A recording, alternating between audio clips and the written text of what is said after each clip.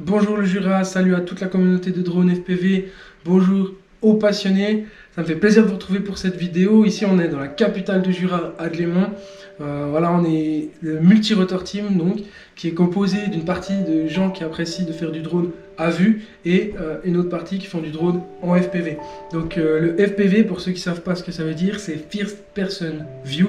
Donc ça veut dire qu'on utilise une paire de lunettes qui est connecté directement avec une caméra qu'on installe sur nos drones et ça nous permet d'être en immersion et on a l'impression d'être dans le cockpit.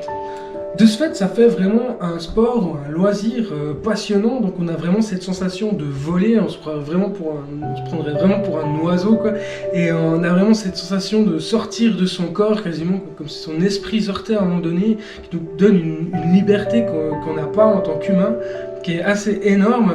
Donc je pense que vraiment tout le monde devrait essayer un jour, que ce soit juste en mettant une paire de lunettes avec une personne confirmée qui pilote à côté. En plus de ça, voilà, j'ai constaté à force de faire du drone et j'ai entendu et j'ai parlé avec des personnes qui ont des problèmes physiques, par exemple des personnes qui sont en chaise roulante, qui redécouvrent un peu la vie et qui ont justement cette possibilité de voyager différemment, des choses qu'ils ont peut-être plus revues ou qui n'ont jamais connues. Donc on peut même l'utiliser d'une manière très intéressante.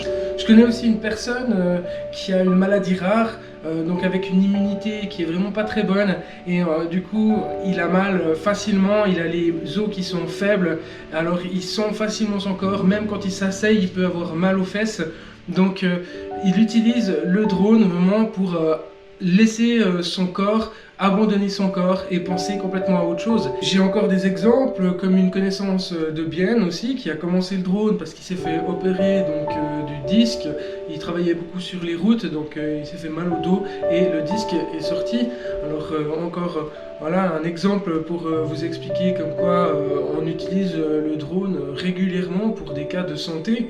Et ce que j'aime par-dessus tout avec cette passion, c'est qu'on ne se retrouve pas seulement sur une chaise à piloter un drone, mais on fait aussi beaucoup d'informatique avec du montage vidéo ou de l'électronique. Et régulièrement aussi, on veut voler en extérieur, aller faire du freestyle ou faire des prises de vue. Alors à ce moment-là, on va aussi généralement on randonner, on se promener et c'est juste magnifique de pouvoir profiter du paysage, de la nature, de la terre de cette façon-là.